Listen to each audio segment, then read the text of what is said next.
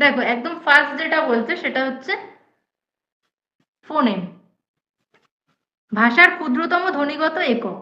তো এটা দেখে আমরা বুঝতে পারছি যে ফোনেম কোন ধ্বনি মূল যেটা, যেমন ক, খ, ও, এটাকে ইংলিশে লেখা রয়েছে।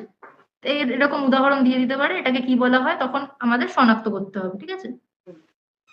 তারপর যেটা রয়েছে সেটা হচ্ছে মরফেম বা রূপমূল।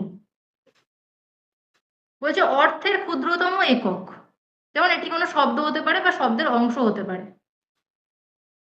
যেমন ধরো অপ্রাসঙ্গিক, ঠিক আছে। অপ্রাসঙ্গিকে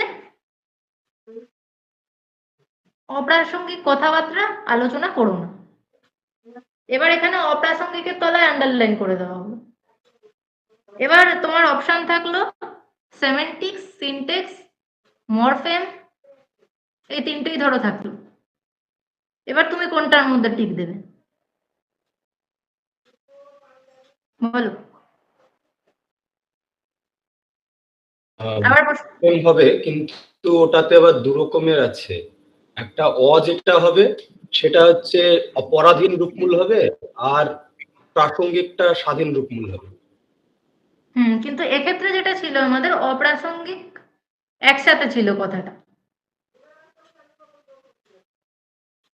আর ওটাতেই শুধুমাত্র হাইলাইট করা রয়েছে। তো শব্দের আমার বাকি সিমেন্টিক না, সিনটেক্স তো এখানে হবে না বা সেমেটিক্সও হবে না। হ্যাঁ, সিনটেক্সটা নয়, কিন্তু অপ্রাসঙ্গিক একটা তো শব্দই। অবশ্যই শব্দ। এবার আমাদের পার্থক্যটা বুঝতে হবে।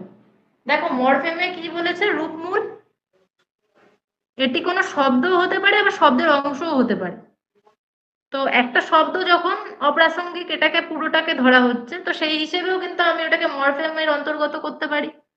আর যেটা এখানে আলাদাভাবে মানে আমরা জানছি যে দিয়ে এক্সট্রা কিছু জয়েন করে, যেমন অমানুষের মধ্যে এখানে এক্সাম্পল দেওয়াই রয়েছে।